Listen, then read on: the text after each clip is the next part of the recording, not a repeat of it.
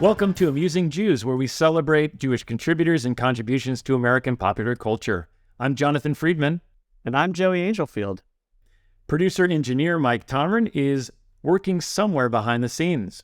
Amusing Jews is a project of Adat Chaverim, Congregation for Humanistic Judaism, the Cool Shul Jewish Cultural Community, and Atheists United Studios. Hey, Joey. I don't know if you're aware of this, but true crime programs are very popular. Aside from being entertaining and often well-produced, they tap into a morbid curiosity that, according to some researchers, is rooted in primal survival instincts. That must be why human beings across cultures and throughout time have always been fascinated by tales of gruesome criminality. Sure, there's the guilty pleasure aspect, but there's also a learning component, or at least a perceived learning component. We feel like we'll be more prepared if and when we find ourselves in these kinds of situations or encounter these types of people. A recent survey of true crime fans found that about 76% of them believe that consuming these programs helps them avoid similar situations. So, does true crime entertainment serve a social good? Is it merely sensationalism or something more? Who better to ponder this with than today's guest? We're delighted to have veteran TV producer Eric Mazer, who is perhaps best known for his work on true crime series.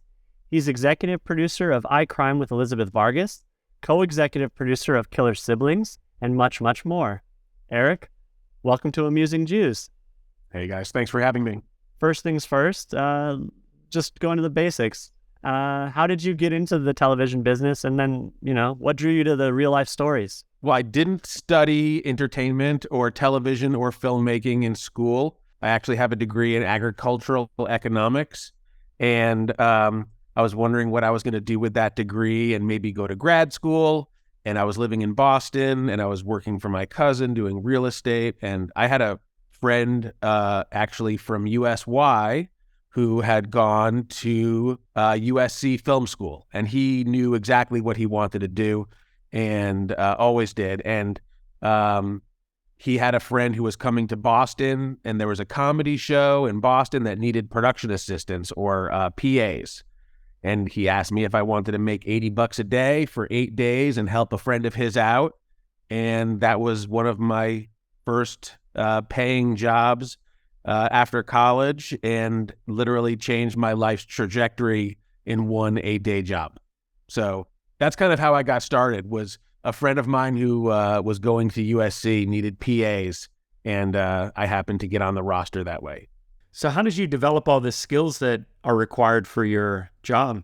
All of it is just on-the-job learning. And I think I started as a production assistant, and the instructions were, don't get lost, and, ask questions, and, literally show up on time and don't steal anything was the instructions. And I did that job and drove people to the airport and made sure that, I was filling coolers and all that kind of stuff and running around.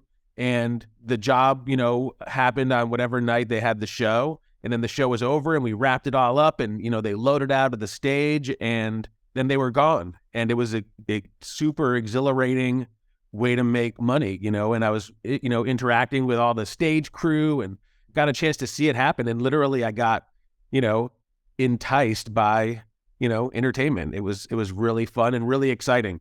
And it wasn't anything that was on my radar before that. And without kind of getting into the controversy around maybe reality TV, is there anything in particular that drew you to, real life stories? I figured out pretty early on what my goal was going to be was, I really wanted to just travel the world. And I saw, that there were TV shows, on National Geographic and on Discovery Channel and History Channel. And, you could go around the world and see all sorts of cool stuff and meet all sorts of interesting people and get someone else to pay for it and, earn a cool living at the same time. And, as opposed to reality TV, which is, people crammed into a house and competing with each other, the idea of going around the world and eating dinner in, a foreign country and meeting some, person that you would never have met before, that became a lot more exciting for me. I have done some of those, reality shows, and, I never really loved the idea of people arguing with each other and documenting it. And, there's there's a place for that kind of content, but I was always drawn to like, the people living in the woods or a fishing show or some adventure show or something like that. Well, getting back to the dark side of human nature, studies do show that women in particular are more likely than men to say that they enjoy true crime. Women are apparently twice as likely to say that it's their favorite genre. Is this something that you've noticed in your work? And if so, why do you think this is? Well, I think it's absolutely true. I mean, the demographics are, leaning heavily towards female viewers. One of the biggest reasons why I think people like this type of content is that they get to think to themselves, how would I try to get out of this situation? What would I do? Would I notice these clues? Would I be as naive as this person was?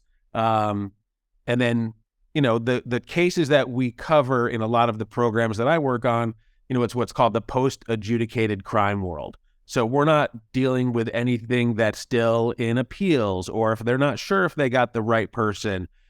These cases are all way past appeals. They're fully adjudicated, and it's very clear who the perpetrator was of these, of these crimes.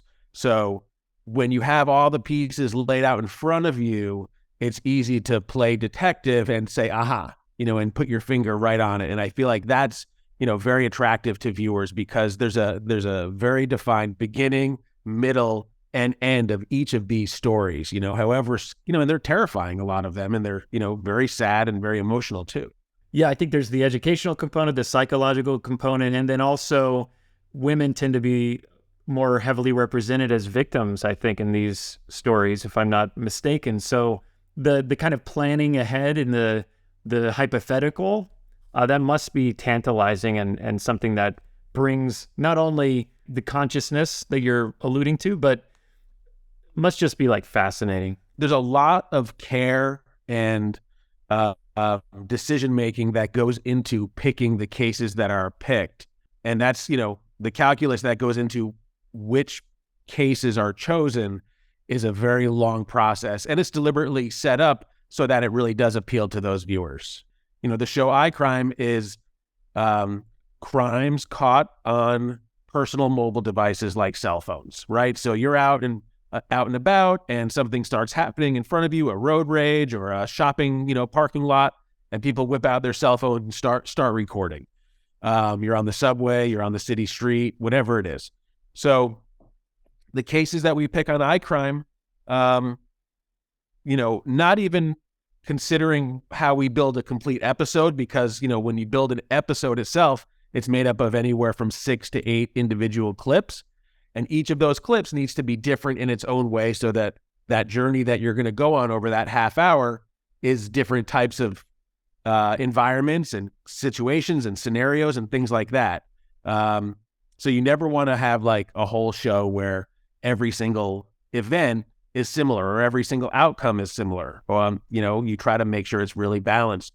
We use the word justice a lot in our pitch meetings, like the audience wants to see the perpetrator get caught or learn that even if they drove off into the, over the hill, over the horizon and they're out of frame, that 2 days later they caught that guy.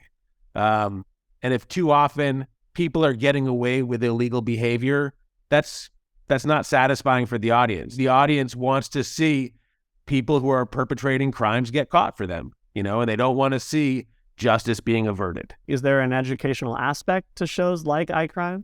I definitely think there is an educational aspect to it. And I think by thinking of the daytime TV viewer who maybe thinks, when they get into an altercation that, pride is more important than consequences. And if you see time and time again that, this person who would have gotten a ticket for a misdemeanor suddenly being led away in cuffs for a felony, and they're going to have long-lasting consequences from that behavior.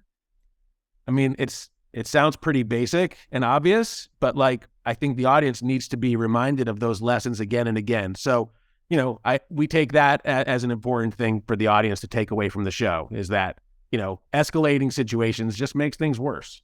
What is the biggest lesson that you've learned in the course of, your production work on iCrime, right? Lessons learned about crime, maybe specifically. think the biggest thing that I've learned is that once you've captured a crime on a mobile device and you've got it saved on a hard drive and you can email that file, that's evidence. And that's something that a prosecutor or the police are going to want to see. So, if you're the victim of a crime or you're about to be the victim of a crime and it's safe to do so, I mean, the biggest thing I've learned is to record it, and see that little red light flashing. That you've got something that somebody's going to want to see that actually proves what happened. And it's no longer one person's word against another. Certainly you can take pieces of an edited video out of context and mislead somebody. And that's, there's no way to prevent that. But video evidence is a pretty darn good thing to have if you're the victim of a crime, and that could be on your cell phone. I think people should have dash cams. The number of things that people catch on a dash cam it's amazing. And in today's day and age, this stuff is cheap enough and it's out there and, the cloud is there. So I feel like that's the biggest thing I've learned on iCrime is document it and have it and hit record. And that's like what Elizabeth says at the end of every show is like, remember, hit record, because it's true. I get the vibe that you've actually learned a lot about the law. You seem like you can talk about it in a pretty informed way. It sounds like you really understand a lot of the, legal ramifications and I don't know, the larger infrastructure there. One of my favorite things about what I do for a living is, whatever world you're in, you get to dive in with both feet. So if I'm doing a show on commercial fishing, I get to learn all about commercial fishing. And iCrime, this thing was a beast. I worked on it for a full year, and talking to that panel on a regular basis, I learned so much from everybody on our panel because they would see the clips in advance and we would have discussions about what stuck out to them, and then we would kind of go up and back. Well, what would the audience want to learn the most? What's the best takeaway here? And then working for Elizabeth Vargas, that she's been a network news journalist for over 20 years. So learning from her. And I think that's, I did learn a lot and I got a chance to work with these people that really live and breathe this stuff. And, as a TV producer, the best part about it is you get to get into these worlds and ask any question you want of these experts who really are dedicated to doing these things for, 20 years. I'm just in for a year or two. But that's truly one of the things I enjoy about what I do. So, because you get a chance to be curious and you get a chance to learn about these different worlds without actually having to live in them. I will admit that when you told me about iCrime, I looked it up and I got kind of hooked and kind of swept away by these really amazing things that are caught on these cameras. And you're a smart guy, right? But do you find yourself also getting absorbed by human stupidity? I love it. Yeah, absolutely. I love to watch Reddit and I like to see, the public freak out page on Reddit. And I like to see, I don't want to say people going unhinged because that's just too base. I don't like to see street fights and things like that. But I do like to see situations kind of like erupting and the unpredictable nature of that. There's something that's, that catches your eye in those kind of things. I also seem to really get drawn to clips of people who are able to exercise their rights and articulate the law and themselves and compose themselves and maintain composure in these really, really, charged up situations. And I always find it it's interesting to me to think, oh, wow, how would I act in these situations? And you're able to see someone who's able to stay, composed because they have certain training, if they're, law enforcement personnel or something like that, or if it's just some average citizen, or if it's someone who happens to be an attorney. Just these situations, they take unpredictable turns. And I think that's one of the things I really like seeing about that stuff. Yeah, one great aspect about the show is the sort of follow up with the experts, the lawyers and the law enforcement people, and Elizabeth Vargas does a wonderful job interviewing them. And you really do learn a lot about, here's where the person stepped over the line, or this person was able to sort of stay within their rights because they did this or that. It is, very educational, even for someone who hopes that they'll never be in those kinds of situations. Right. I mean, it's, it is daytime TV, right? So you're talking about this is, these are daytime syndicated TV shows. So they're competing with the Judge Judy's and the Judge Mathis and the daytime talk shows. And, that's the audience you're going for.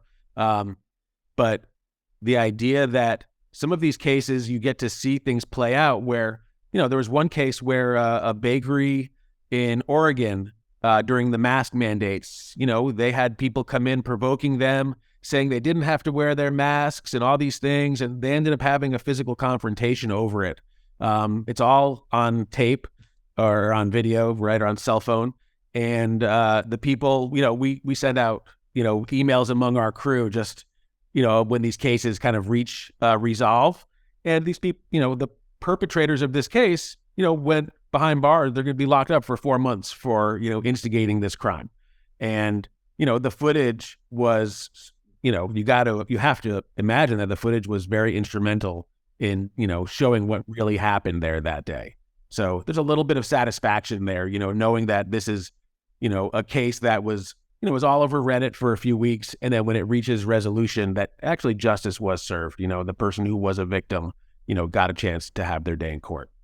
So sometimes the system works.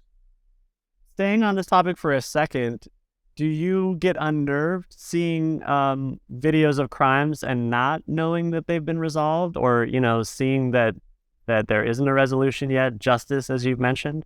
That's interesting. I mean, I don't...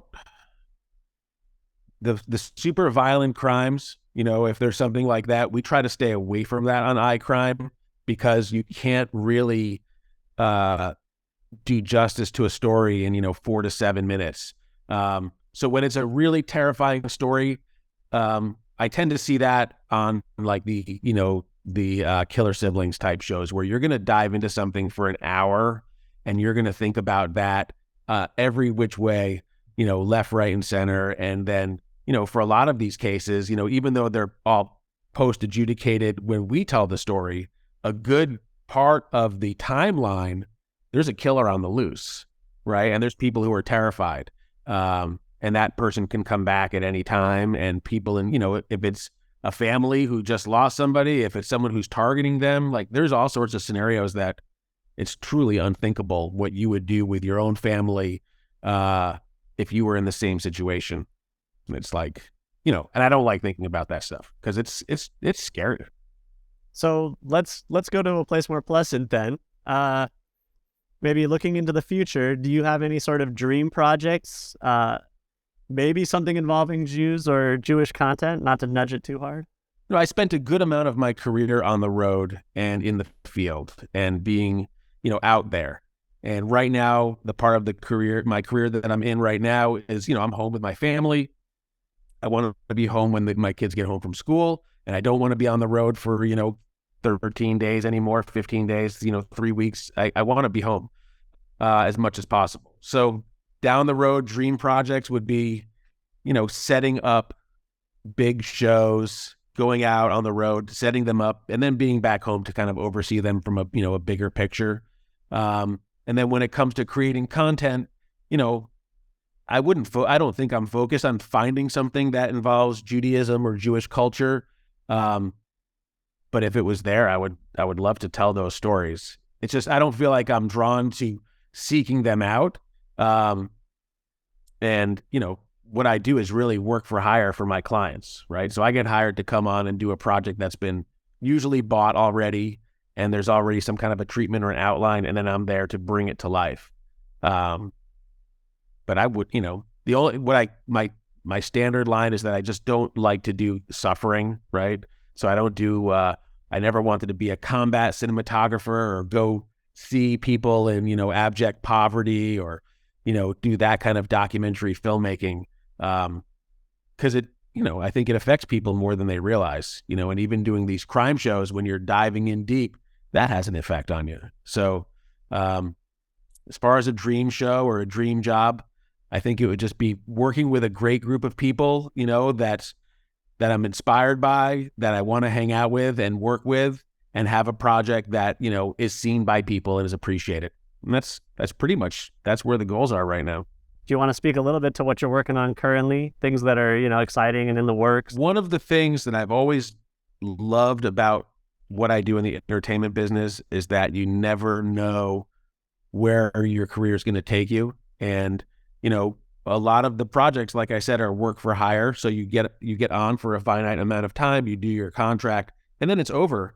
And if you're going to come back for a second season or another shoot, that's a whole different discussion. But, when your phone rings, it could be a home improvement show, or it could be a traveling, show for the Travel Channel, or it could be a cooking show. And I feel like I've been lucky enough that, that my body of work is a little bit on the road, a little bit of stuff in the studio, a little bit of competition. And to me, that keeps it really fun and, and interesting. And it's, if I was only doing true crime for 25 years, I think it would be exhausting and draining and probably not so fun, but to come back to it and to leave it and then to go do a little bit of traveling, to me, mixing it up keeps everything, fun, and it keeps it exciting from a professional standpoint. I feel really lucky to do what I do. So right now, we're waiting for iCrime season 2 to be picked up officially. So that's one of the things that should happen any day. And the way the production schedule works. So that's still in the works, but right now I'm back to working for the UFC, the fighting group, and doing a multi-hour documentary series about the history of the UFC. So it's a group that I've worked with before doing commercials and short films, but this is, while iCrime was 120 episodes, this is going to be just 5 episodes. So it's a chance to really, really dive in. And every moment in those 5 hours is precious versus delivering 120 hours. You got to crank them out. So it's just a whole different pace. It's a different backdrop, and it's a different group entirely. And with the UFC, both of the combatants are perpetrators and victims. So, it's got a little bit of that in there. Everybody's a willing participant. Yeah, exactly. Exactly. And there's blood. But yeah, and it's violent. But it's different, and I like that. Well, thank you so much for joining us, Eric. It's always great to talk to you. And to our audience, now back to your regularly scheduled lives.